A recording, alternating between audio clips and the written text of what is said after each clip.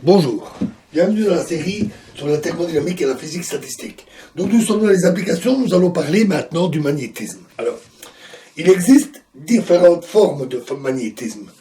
Plus exactement, différents comportements des substances magnétiques. Citons, sans être exhaustif, parce que c'est assez vaste, le diamagnétisme, le paramagnétisme, le ferromagnétisme, le ferrimagnétisme, l'antiferromagnétisme, etc., etc. Alors, nous allons voir que les trois premiers, donc le diamagnétisme, paramagnétisme et ferromagnétisme, qui sont aussi les plus génériques, mais nous allons d'abord commencer par donner quelques explications sur le magnétisme en lui-même. Alors, le magnétisme est un phénomène qui est lié à l'électromagnétisme, qui regroupe les phénomènes électriques et magnétiques qui ont pour source les charges électriques. On peut dire que le magnétisme est un champ qui est émis par les aimants. Alors, pour donner une connotation trop exotique à la notion de champ, un champ c'est juste quelque chose, un objet physique, une grandeur physique, qui est répandu dans tout l'espace et le temps, qui varie au cours du temps, et qui prend une valeur en chaque point. Pour donner des exemples, par exemple, si on a une rivière, alors le champ de vitesse, c'est simplement la vitesse de l'eau en chaque point de sa surface.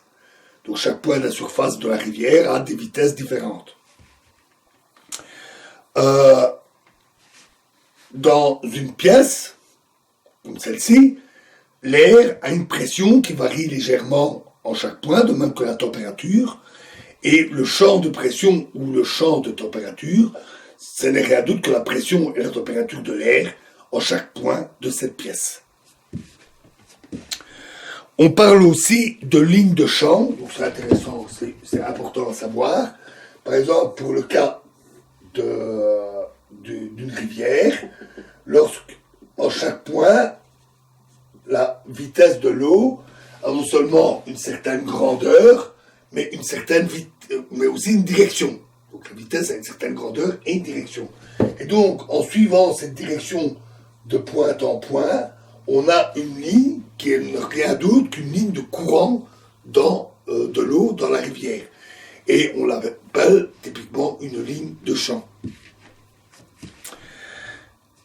Alors, tout le monde a déjà manipulé des aimants, que ce soit des aimants issus d'appareils ou des magnettes qu'on place sur une porte de frigo, ou encore les aimants de certaines fermetures de portes, notamment de meubles de cuisine par exemple. Et donc, on en a une certaine connaissance intuitive. Et ça constitue déjà une base intuitive qui est utile pour comprendre. Mais qu'est-ce qui crée le magnétisme d'un aimant? D'où vient-il? Le champ magnétique est donc formé d'une grandeur physique, le magnétisme, qui pourrait évoluer en tout point, avec des lignes de champ, lesquelles, sur ces lignes de champ, s'alignent des objets qui sont sensibles au champ magnétique, comme le fer. Et on peut visualiser ces lignes de champ avec de la limaille de fer. Par exemple, avec un aimant, on prend une feuille de papier sur laquelle on dispose de la limaille de fer, on place un aimant avec un pôle nord d'un côté, pôle sud de l'autre, sur le nom donné aux extrémités, qui sont souvent colorées sous les aimants. Le pôle nord est souvent coloré en rouge. Et alors, on voit les petits brins de limaille de fer qui s'alignent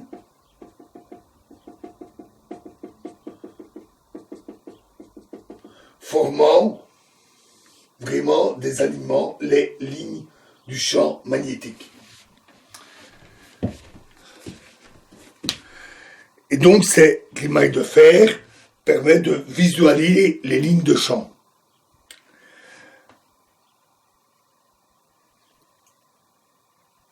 Donc, ces lignes de champ ne sont pas visibles à l'œil nu, parce que le champ magnétique est une entité physique, une grandeur physique, un phénomène physique qu'on ne peut pas voir avec nos yeux, mais on peut le visualiser assez facilement. Il existe aussi, bien sûr, des instruments de mesure du champ magnétique.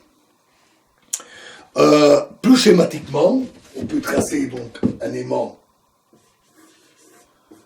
comme ceci, pôle nord, pôle sud, et ces lignes de champ qui forment des boucles, toutes des boucles plus ou moins grandes,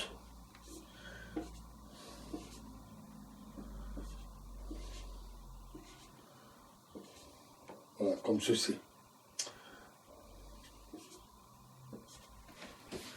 Donc ces boucles qui sont autour de l'aimant. En plus, ces lignes de champ sont orientées, que j'ai tracées avec des flèches, ce qu'on peut vérifier très facilement, si au lieu d'utiliser de l'alliage de fer, on utilise de nombreux petits aimants. On voit que ces aimants non seulement s'alignent, mais s'orientent aussi dans un certain sens. Et un aimant possède donc ainsi deux pôles, un pôle nord et un pôle sud.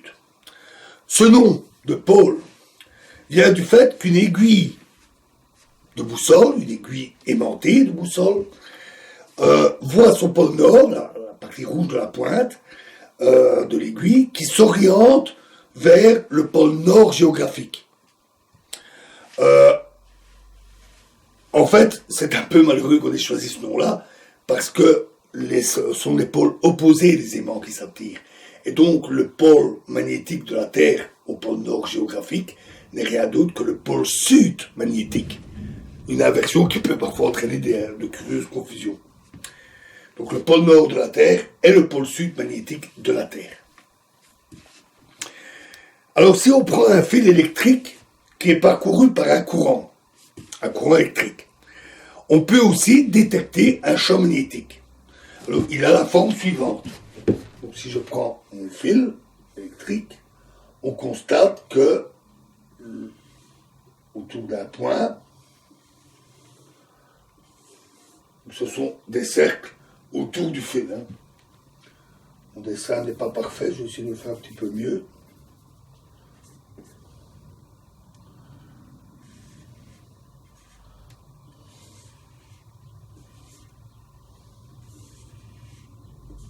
C'est un petit peu plus clair comme ça, avec là aussi une orientation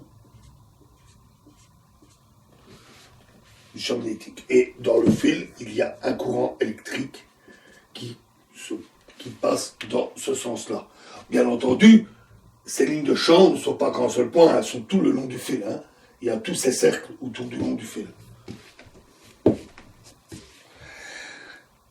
On en déduit alors assez facilement, en raisonnant un peu, et on peut le vérifier expérimentalement très facilement, que si on a une boucle de courant électrique, donc cette fois-ci, une boucle de courant comme ceci, cette fois-ci c'est un courant électrique, et on peut vérifier alors que le champ magnétique prend là aussi une forme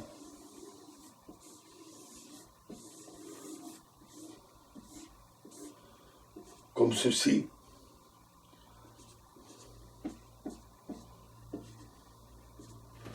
Donc là aussi, dans la boucle, le champ magnétique forme des boucles qui est en fait tout à fait semblable à celui d'un aimant, et même identique. On parle de dipôle magnétique ou de moment magnétique.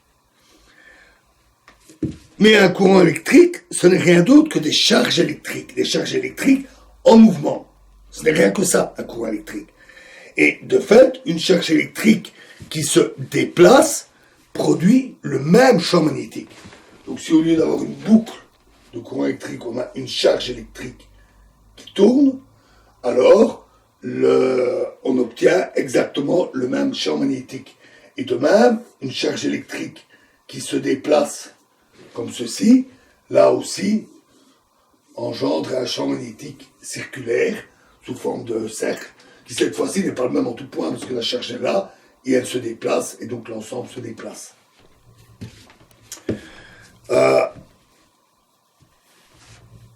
Et donc, toute charge électrique qui est en orbite, autour de quelque chose, produit un champ magnétique semblable à celui d'un aimant. Voilà, on a pas mal progressé. Nous continuerons la suite dans la prochaine vidéo. Je vous remercie.